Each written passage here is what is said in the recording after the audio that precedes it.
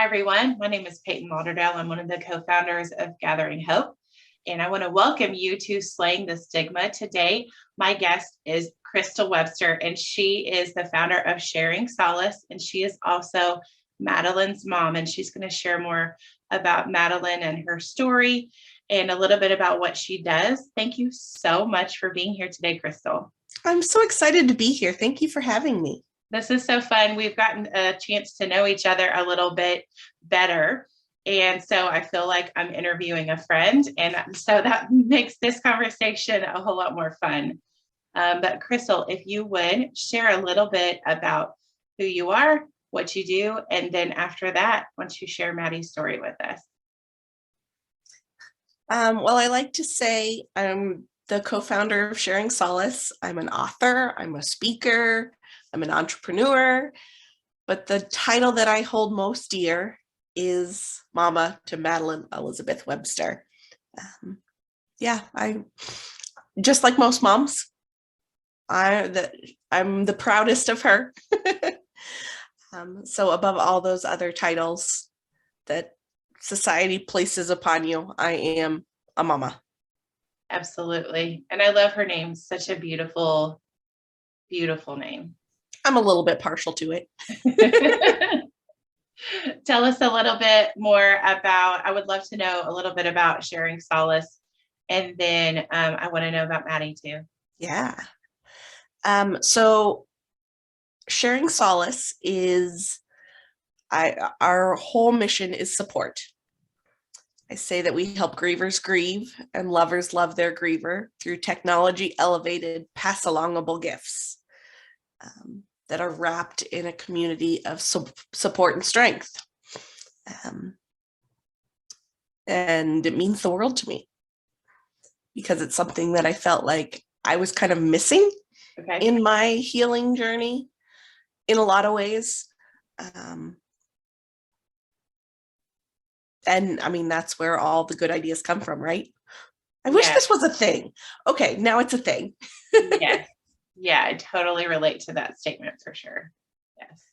So yeah, Madelyn is, she would be 12 this year. She was born May 19th, 2010. She lived for 8 hours and she died the next day in my arms. We tried to bring her siblings.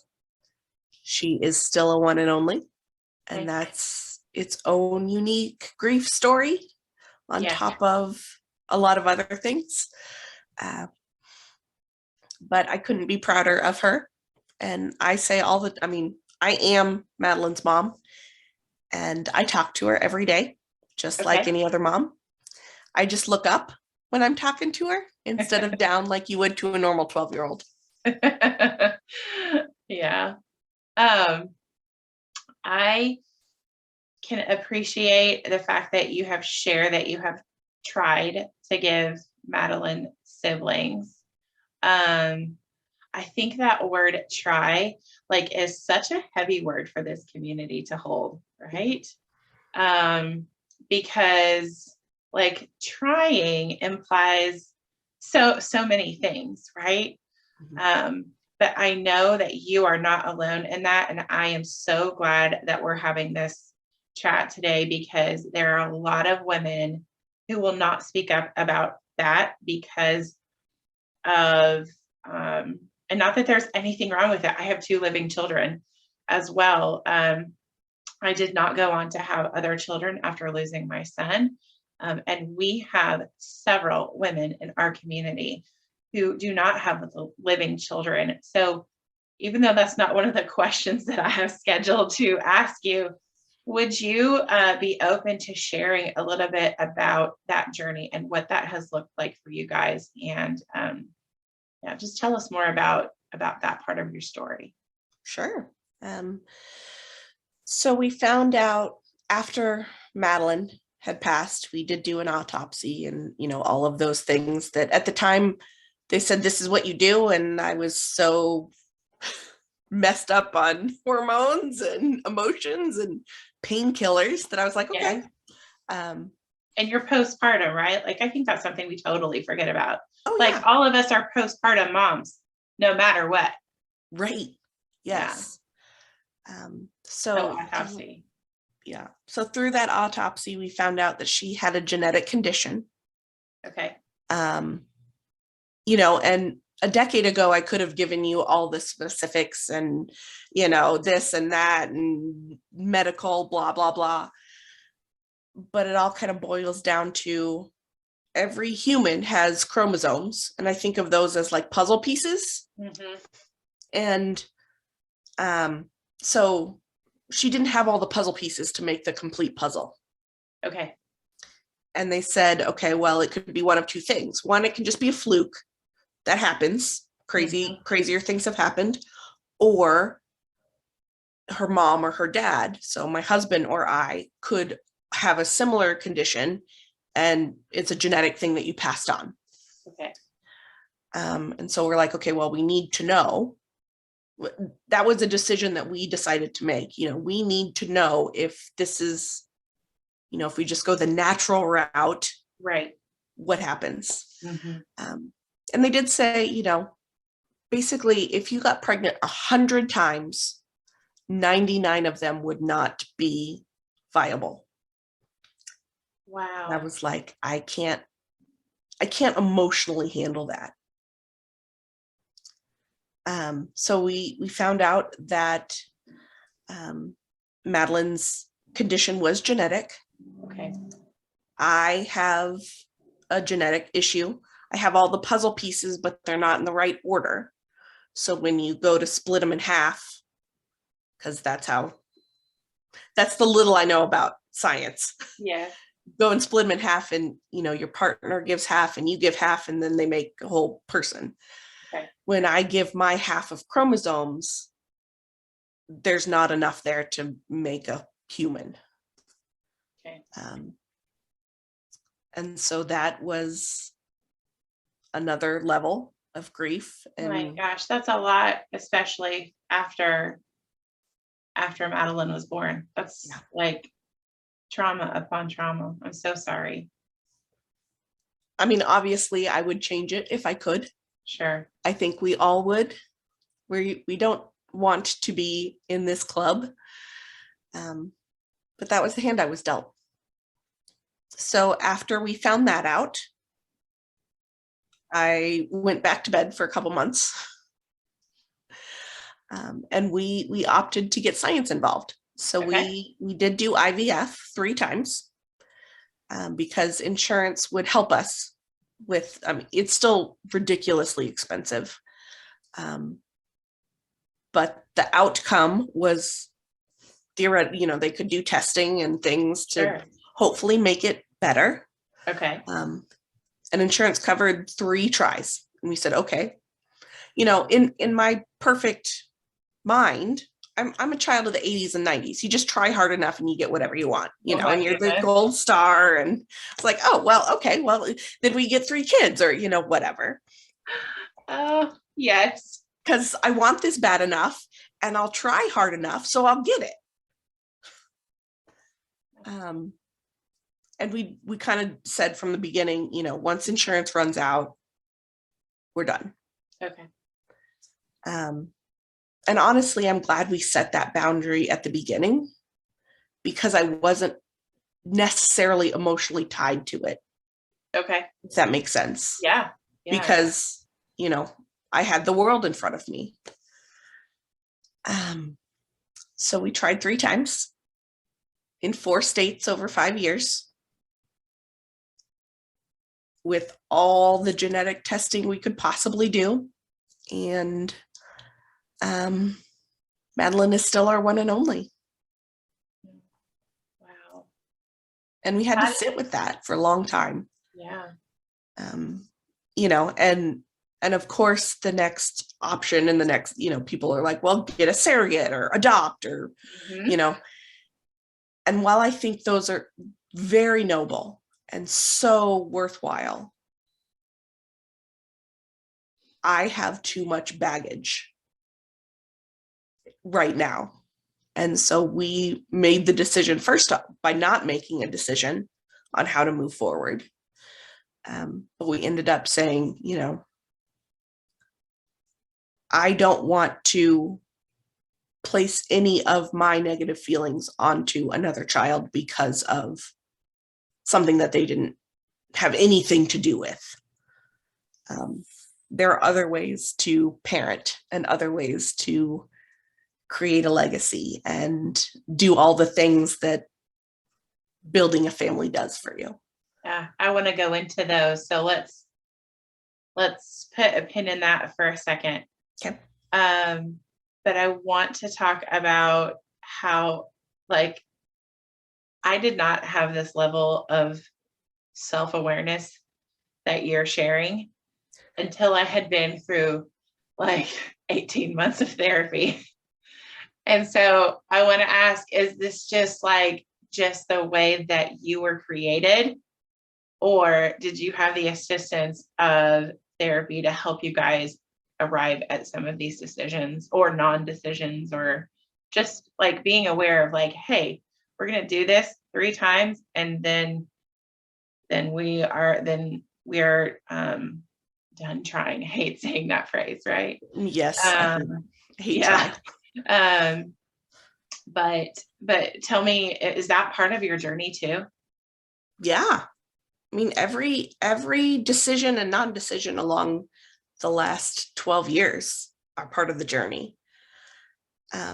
So both my husband and I, Kyle, who I love to pieces, we are very logical people. Okay.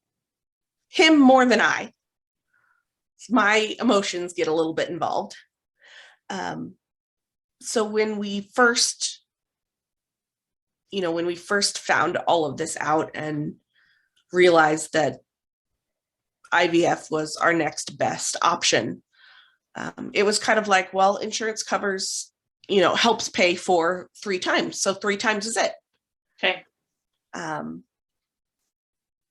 And that was just kind of, yeah, we'll only need 3 times and that'll be fine. And, I only really want 2 kids. So blah, blah.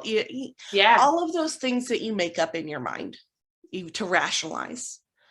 And I thought, yeah, of course, we don't need more than 3 times. And it was definitely still a joint decision. And I was like, but I agreed. One of those, it was a joint decision. And also I agreed to it. So I felt like I couldn't go back on that when it didn't play out, if that makes sense. Plus I was, hopped up on emotions and medicine. And like, I was not myself that entire time. Yeah. And only within the last couple years have I really kind of come down off of all of that stuff, chemical and otherwise. And so, it was kind of like, well, I agreed to 3 times and 3 times was it. And we didn't get the outcome we wanted. So I don't feel like I can go back and be like, well, how about one more time? Yeah. That's so my go-to though. Yeah. Like, but maybe what if we could finagle this another way? Mm-hmm. Right? Like, what if we try this time instead of this? Yes. And your statement about like being a child of the 80s and 90s, like if I just try a little bit harder, I think that was for me one of the most clarifying moments was when I finally figured out this is not something that I can just try harder and make it happen. That absolutely threw me for a loop and gutted me, because I have always, if I wanted something bad enough, I could get it. Yep. If I wanted to be 100 pounds lighter than I currently am, if I wanted it bad enough, it's happening. I don't right now. I just want the cheesecake more. That's my problem. Exactly. But any goal I've ever set, like really, really, really set, I could get it. Oh yeah. Until it came to my kid not living. That threw me. I don't know about, I'm sure it did for you, but like that part of the reality I really, really struggled with. Sorry to jump in on your question. No, and that's exactly where I was too. It's like, excuse me, I wanted this bad enough. Or Right. then there's the flip side. Well, maybe I didn't want it bad enough. And that's why, it turned out the way it did. What a good point. Yeah. Yeah. That's a whole nother rabbit trail we could go down. Yes. Yeah. I want to go back to there's different ways to parent. I wrote down how to parent. Talk to me a little bit about how you are a parent to Madelyn, how you're raising, how you're parenting her. Well, I still want her to be proud of me. I honestly think she is up there guiding me and watching me. And, taking care of me. I can't take care of her in the traditional sense. So I really think she's up there taking care of me and like putting things together that I don't quite understand yet. And so I call myself the co-founder of Sharing Solace. The other co-founder is Madelyn. Oh, wow. I was like, co-founder, I don't think I knew about that. Yep. Who's that? Madelyn. Yeah. Yes. Because this is really all her doing. There's no other way. I'm not smart enough. I'm not creative enough. There's no way I could have done this on my own. It is all her doing. And she's just telling me what to do, as woo-hooey as that sounds. I know it sounds crazy. I'm just doing what she tells, like any good mother of a 12-year-old, right? You just do what you're told. That's how we avoid so much conflict. Yes. Yeah. And I just look up when I'm talking to her instead of down. But I still want her to be proud of me. I want to do what's right because I want to set that as an example for her. Yeah. It just looks a little different. Yeah. You talked about legacy. Share a little bit about some of the ins and outs of Sharing Solace and like what it is. And I know you want to give Madelyn credit, but I want to give you credit. Share some of those things that are involved in Sharing Solace. What are the different pieces? Yeah. So it really all started with a thought and a feeling, which was her doing. So it like a bolt of lightning. It was like, okay, this is the feeling I need to create. How do I create it? Okay. And I was just like buzzing. Yes. and haven't stopped. I'm constantly. But the idea is so we have, I know that the podcast can't see this, but we have necklaces. We can. Well, you're right. Yeah. But kind of the idea that the whole idea behind it is I wear my necklace and I keep it near my heart as long as it brings me comfort. And kind of at some point it will like not have that superpower anymore. And that's just the nature of grief. Mm-hmm. And when that happens, it kind of symbolizes you're ready to release the debilitating, don't want to function, overarching gray cloud of grief. And that's when you take out the middle token, you put it into another locket, and then you pay that new locket forward onto somebody else that needs love and support as they go along their own grief journey, whether it's the exact same as yours or similar or not. Then they keep their token and locket near their heart until they're ready to pass it on. And they just keep passing it on as a way to show support and give them some of the strength that you've gained through your own struggles. And then there's the inside, the middle token has a unique identifier engraved on it that allows you to register it on our website. And then you can follow it as it moves from person to person. You can share your story. You can read other people's stories. You can connect with others in a very, low key kind of way. Because I'm sure you felt the same way. I lost my child. I feel like I'm the only person that this has ever happened to in the world. Statistics tell us that's not the case. And yet we still feel that way. Yeah. The first time we were able to meet in person, and I hope that gets to happen again. When you showed this to me, I had seen pictures of it, but when you placed it in my hand and then you added on the part where you said that people could track that piece as it moved from person to person, like I'm about to do it now. That is when tears flooded to my eyes immediately, because I was like, this is the part that my heart attaches to yours. This concept of I'm not alone, even when it feels that way, is that knowledge, not just the feeling, like taking that knowledge into the depths of your soul to know I am not the only person who has ever felt this way, is just absolutely powerful. Yes. And to know that you're facilitating that for people as this piece travels from person to person, I applaud you. I love it.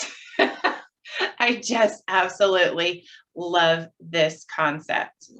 But what else? I know you have a course. Share a little bit about that with Yes. our listeners. So I love Jesus, but I cuss a lot. So the course is called Feel Your Effing Feels. I'm really calling it an experience because course sounds like, I don't know, way too rigid and stuff. But we're walking through ways to, really get in touch with your feelings and your emotions. There's science involved, brain science and all those kind of things, because that brings me a little bit of peace sometimes, knowing how this works, from a science perspective. Yeah. There's spirituality, there's science, it's not just one side of that coin. And we do exercises, and sometimes we say a 4-letter word if we need to, because there's science showing that you are at least 5% stronger when you are using obscene language. Just like, have you watched Encanto yet? No. Okay. Clearly I need to. You got to. Okay. There is a character on there, and her name is Louisa, and I feel like if Louisa could just say what she was really feeling, she's this strong character. Mm-hmm. Like her gift is strength, right? Mm-hmm. And I feel like maybe off camera it's a cartoon, right? Yeah. Like she's just whipping out a few things here and there. And we all need to do what we need to. For some part of our, grief journey, we just need to survive. Yes. And for me, surviving was just sometimes screaming 4-letter words into a pillow, or just out. Yeah, I can 100% relate with that. 100% relate with that. I don't know that that's anything that I've divulged on this podcast yet. However, you can mark this as the day that you learned that Peyton Lauderdale really has a unique vocabulary some days. Yes. Love it. Yay! Put it in the calendar. Today's the day. Crystal, I want to ask you, since you are a grief mentor now, is that right? Mm-hmm. What is, if you could just choose one thing, what is something you would tell a mom who's brand new to this journey?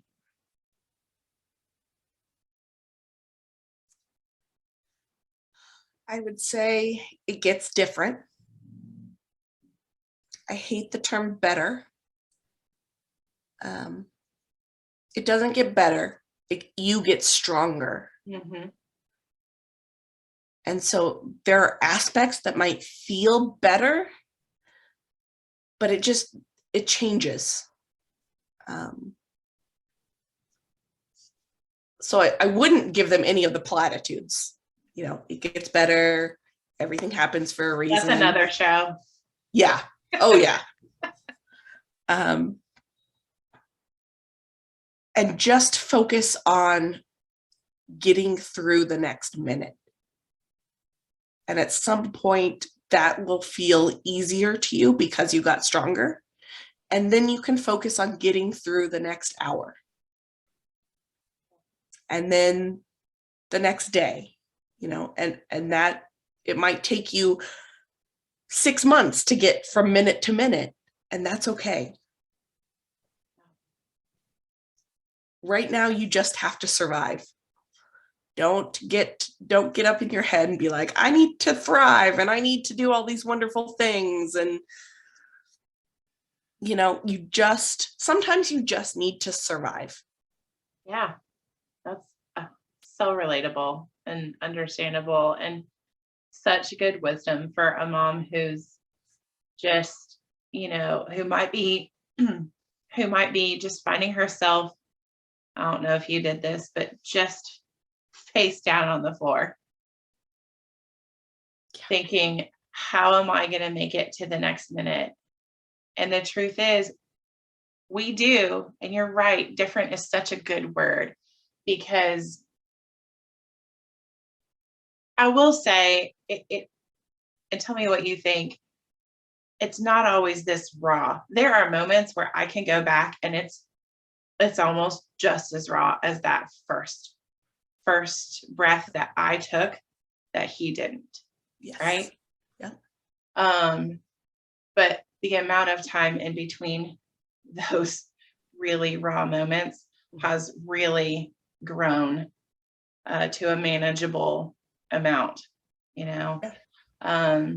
So it won't always be this raw, but I think different is a really good way to capture what that experience is like. And you're right, we do get stronger, whether we want to or not. Right. Yeah, I hate oh, you're so strong. I would love to be weak. I would prefer that any day. I also say that, because of Madelyn coming and going physically from my life, I am a better, kinder, more compassionate human. If I could be worse, meaner, and less compassionate and have Madelyn here, I will be the Wicked Witch of the West. Yeah. But that's not my choice. Yeah, it's not our choice. There is hope, though, that we're going to make it. And I think by having conversations like this, and you doing what you do, and Gathering Hope doing what we do here, we can be like that, like just that little sliver of light that another mom is like, okay, I see that. And I see it can be done. It can be done. Yes, thank you. That's where I was going with this. It can be done. I can smile again. I might laugh again. I might wake up and feel good when I wake up in the morning. That's going to happen. Even if it's not right now, I know that I can look forward and know, because of the women who have gone before me, because I know I'm not alone, and because of the women who have gone before me, I can get there. And I almost feel like it's almost my duty to find happiness in my life again. I am doing Madelyn a disservice if I spend the rest of my life waiting to die. Wow. And for a long time I did. It was just, what do I have to do so that I can survive the next 10 hours before I can get back into bed? Yes. And do it all over again. And there was a time that it just kind of clicked for me. I couldn't tell you exactly when, but it was just one day I woke up and was like, okay, I need to find a way to be happy because Madelyn would not want me to be miserable and making other people miserable like I am. Yeah. Yeah. But we can make that choice for ourselves too. Yeah.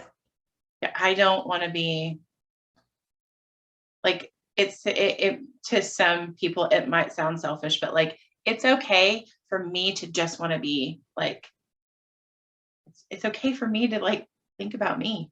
Yeah. Because you're right, ultimately the people around me, no one can do my healing for me but me.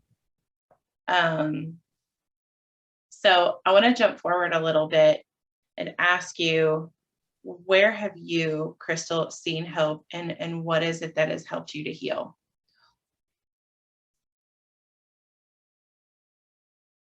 You gathering hope. Come on.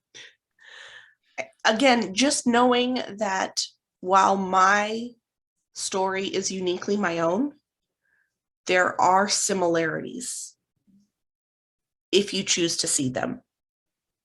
Sometimes you got to look kind of hard, but it is electricity when you can get together with others and feel that your stories are uniquely similar. Uniquely similar. I like an oxymoron, but I love that. I love it. Yeah. I mean, because my story will always be mine. Yeah. You know, no one else has ever lost Madelyn Elizabeth Webster in 2010. And also, our stories are so similar, but I lost a baby girl and you lost a baby boy, Mm-hmm. But if we can see the similarities and allow ourselves to kind of extrapolate what works, what doesn't from other people, try it on, wear it around, see if it works for you. This is not, I mean, there is some science to it, like you can look at, you just got to try things. And if it works, good, do it some more. Mm-hmm. Double down. If it doesn't, throw it out and try something else. And you'll eventually come to your new normal and your new happy, because the old normal and the old happy are gone. That doesn't mean you will never be happy again. Yeah, beautifully said. Are there any, I know you're a reader, are there any books or resources that you love to recommend to women who are part of this community? I mean, can I recommend a book written by a girl named Crystal Webster? You sure can. Tell us more about it. That was not I didn't intend for that to be the softball that it was, but let's do that. You kind of you gotta say. Of course you do. And I absolutely want you to. Yes. So obviously I'm a fan of my book called Confessions of a Griever, Turning a Hot Mess into an Haute Message, Laughable Lessons for When Life Just Sucks, because sometimes it just does. Obviously I'm a fan of that one. That one helped me heal a lot because I wrote it. Yeah, writing it. I've heard that. I am not yet an author. My husband keeps telling me to get started on that journey, but from what I hear, it's very therapeutic to tell, to get that, to birth that book baby, if you will. Mm-hmm.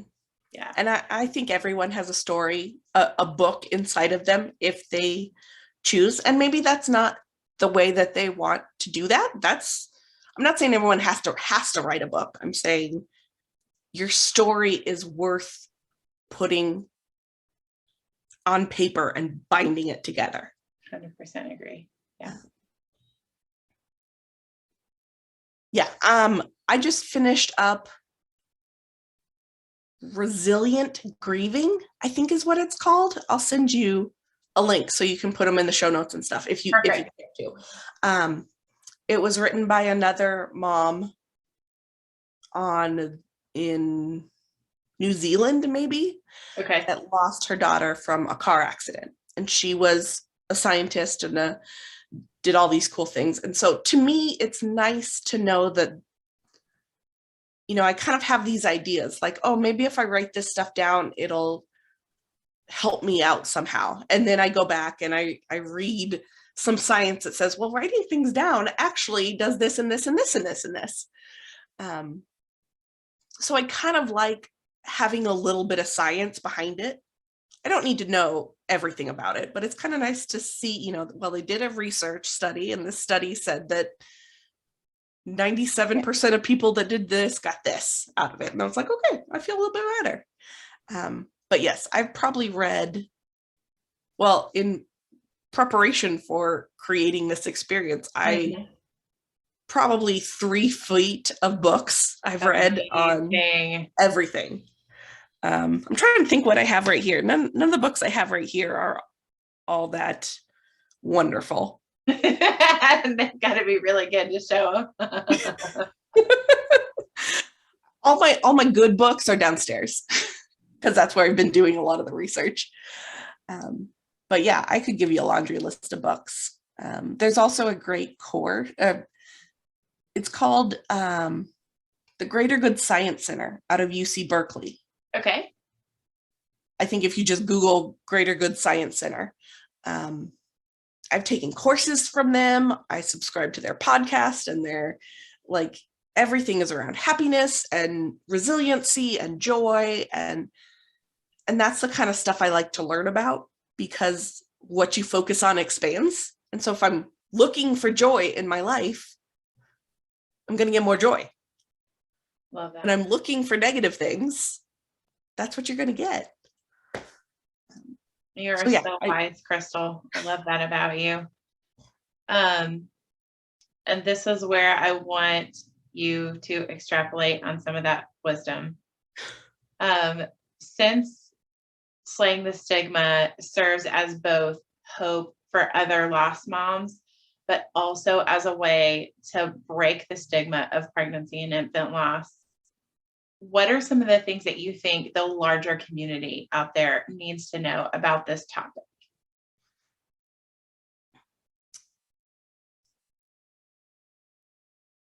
I am still a mother. I don't have any physical children here to show you.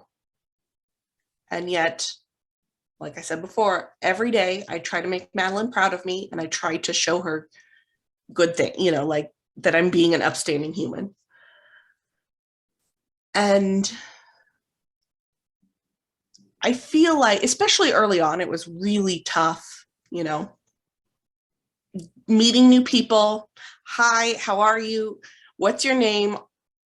And I'm a girl between 18 and 180. So they need to know if I'm married, how many kids I have. And then like 18 questions later, it's like, oh, do you have a job? And even that question is like, what if I don't have a, like, right. You know? Yes. Yeah. It's weird. But for a very long time, I didn't know how to answer the question, do you have kids? Not that I didn't know how to answer it. I felt like I needed to help others feel more comfortable in my uncomfortableness. Wow. And so I would constantly make split-second decisions. Like, you asked me that question? Okay, well, how am I going to answer this for you, Peyton, right here, right now? Do I think I'm going to have a longer relationship with you? Then I probably shouldn't lie to you. Yes. Are we never going to talk again? Then it's probably easier if I lie to myself and rip out a little piece of my soul and give you the easy answer. Yeah.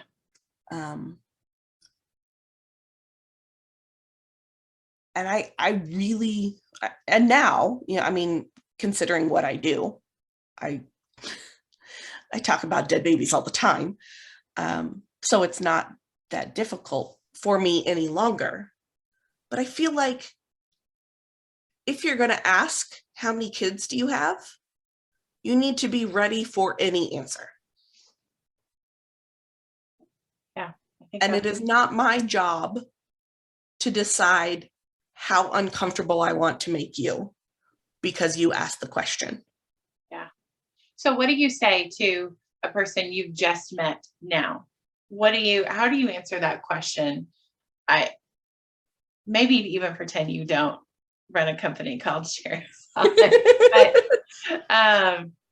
But like, I'm always trying to tell people that, like, especially when you're in a group situation with a bunch of women, it's like, let's start asking questions like, what's new in your life, or what excites you right now? Or, instead of these family related questions, which family is everything to me. I know it is everything to you, but also like Our families just look different. Yes. From the outside. Yes. Yeah. But so tell me, let's say we just met each other in a professional setting or something like that, a networking event or something, or church, whatever. How would you, so do you have any kids? Yes. And then you just stop. They just stop. Love it. And then if they choose to ask more questions, how many, blah, blah, blah, blah, Yes. They've accepted the buy-in, they're buying into the conversation. Yep. And therefore they better be ready for the answer I'm going to give. I mean, they never are. And it's always a little touch and go. Yeah. But it's not my job to make them feel more comfortable. I live through it all day, every day. Yes. You get to walk away. Now, I'm not trying to that's not me being a jerk, and I don't try to make people uncomfortable.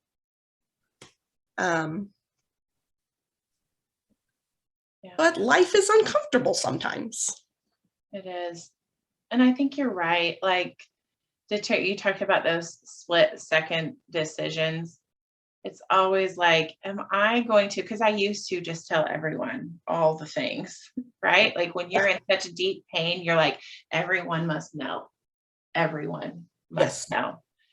And, well, if I can handle it today, but the person who is ringing up my groceries, if they ask about kids, like, unless this is the person who's been ringing up my groceries for the last 2 years, which they would know, right? Anyway, right.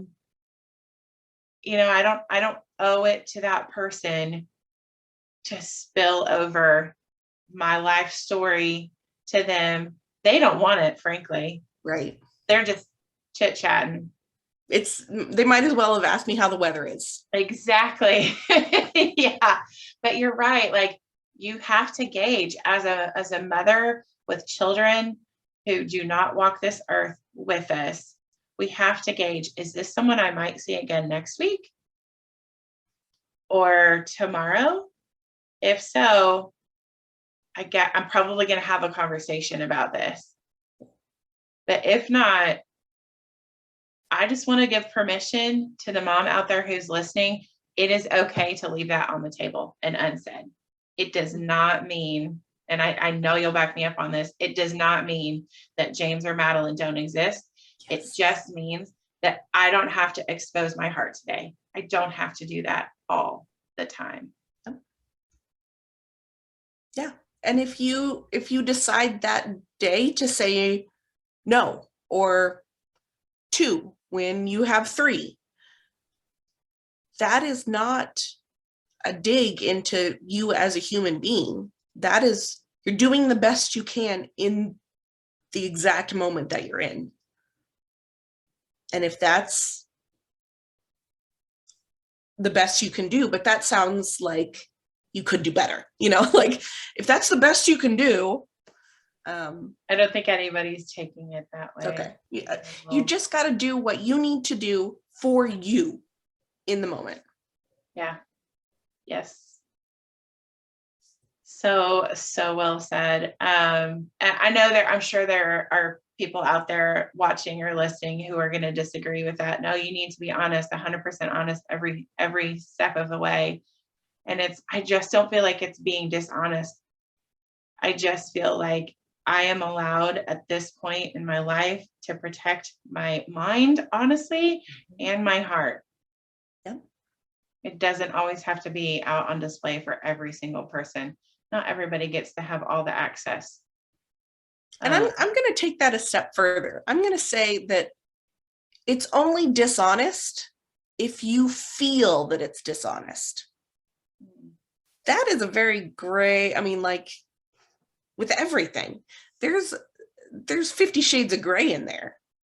You know, are you lying by omission? Are you lying straight out? Like, if you feel you're being dishonest, then you're being dishonest. If you are being truthfully honest with your heart right now, who cares what anyone else says or thinks? They don't get to judge you. There's only one person that gets to judge you. Well, I say two people get to judge you. Yeah, you're right. You're totally right. Crystal, thank you so much for being open and sharing your wisdom and your heart, and Madelyn with us. I appreciate that. If people want to connect with you after this conversation, what's the best way for them to reach you? Probably through the website. It's probably the easiest way, which is just sharingsolace.com. But you can also find me on Instagram and all of the social places. Okay. Perfect. But yeah. Thank you so much. This has been a lot of fun, and I always love getting to talk with you. Okay. Thank you so much. This has been a blast. Bye. Bye.